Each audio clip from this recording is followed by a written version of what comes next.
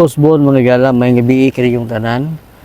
Adlaw rong Lunes, Pizza 22 sa Disyembre 2025 ning Dakbayan Sugbo kini si Rex Fernandez sa atong tulumanon. No public knowledge mga kaigsuonan. Kini si Rex Fernandez may gabi yung tanan diya sa Dakbayan sa Toledo ug mga opisyalis. Labi na ang mayor diya sa Dakbayan sa Toledo may gabi.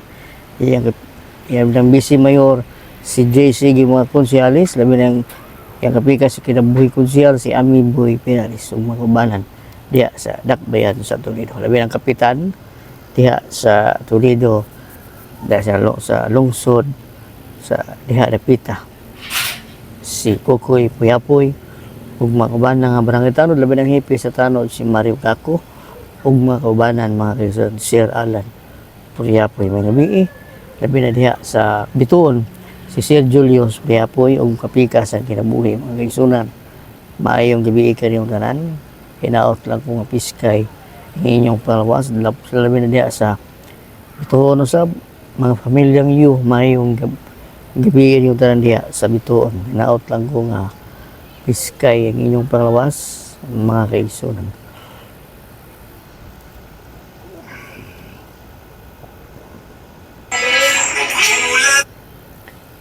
Doon sa kasunog ganina, Osborne ako doon sa kasunog, ginangbuntag sa sitio Kauswagan, kinasangaan, first alarm mga kaigsunan.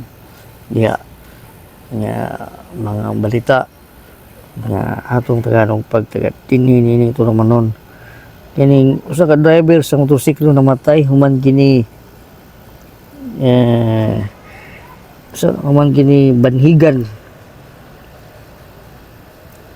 Patay diha dayon ang driver sa motor samtang nag-angkas ni ining estudyante na angol human maside ang motor tungod sa kadangog sa dungan sa pagkakusog nga dagan na itabo kini mga alas 3:40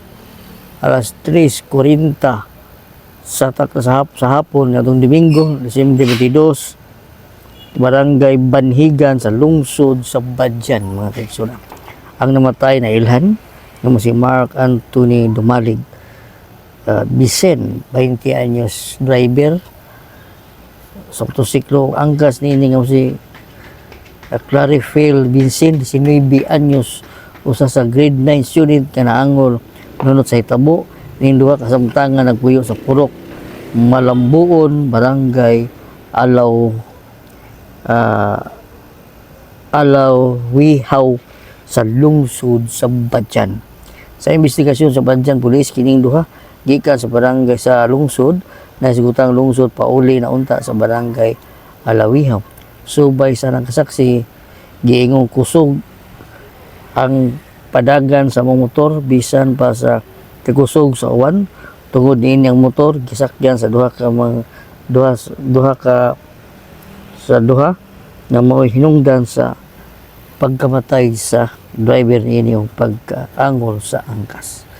Mao ning balita mga kaigsuonan. Daggang kay mga balita. Alam niyo mga dapat.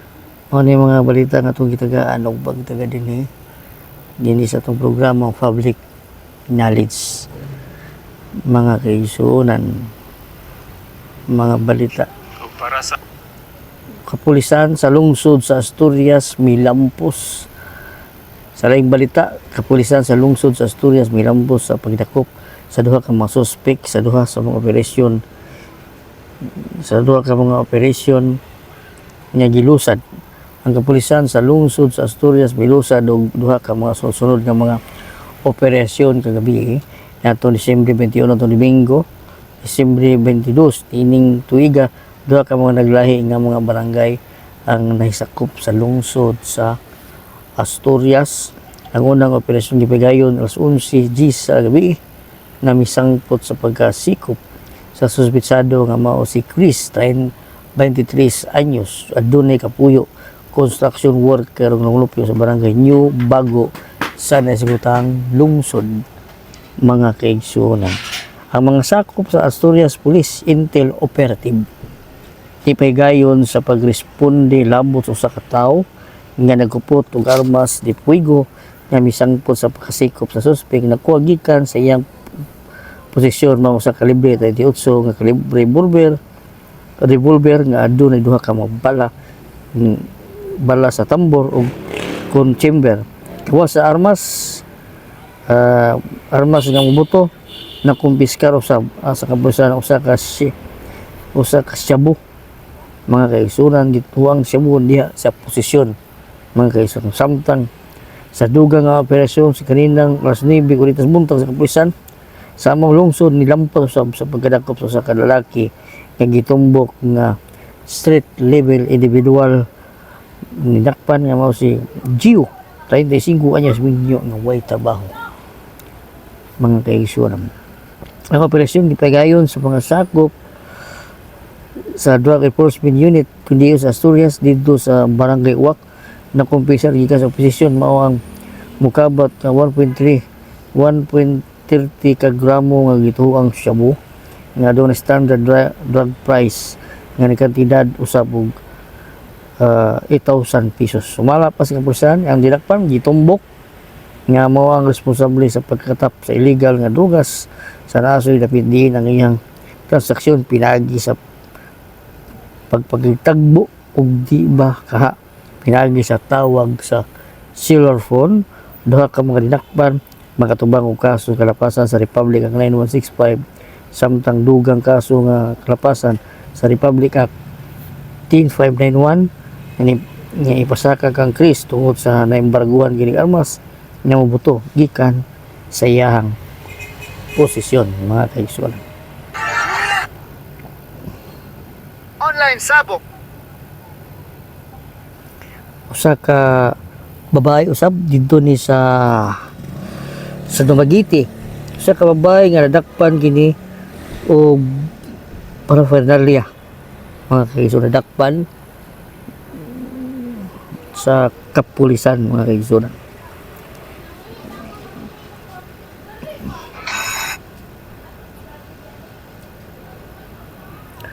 Kasikop na ilang political vlogger sa Davao del Oro ug Davao del Norte human gipigayon og bayba sa operasyon ni usang puwersa sa National Bureau of Investigation o NBI o Philippine National Police Drug Enforcement Agency sa Purok Subay Baygyo Barangay Malughubpo North Tagum City Sabado gabi Disyembre 20.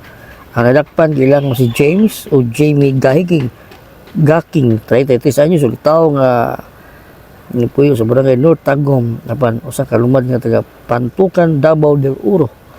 Siya naglihok sa politika kada eleksyon gamit ang social media pabor sa mga politiko nga mukuha sa iyang serbisyo.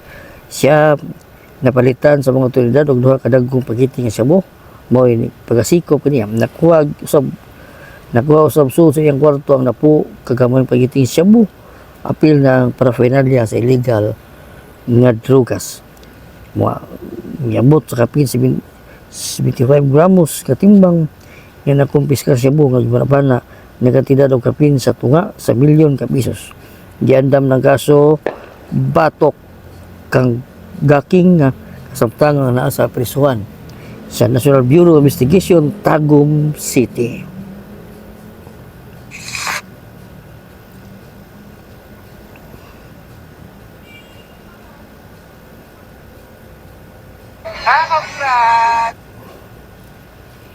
Itong mga balita nga itong ipadangat diri sa itong programa mga public knowledge, mga balita lang to nga itong gitagaan og pagtagad din sa itong programa public knowledge. May gabi kaniyong tanan.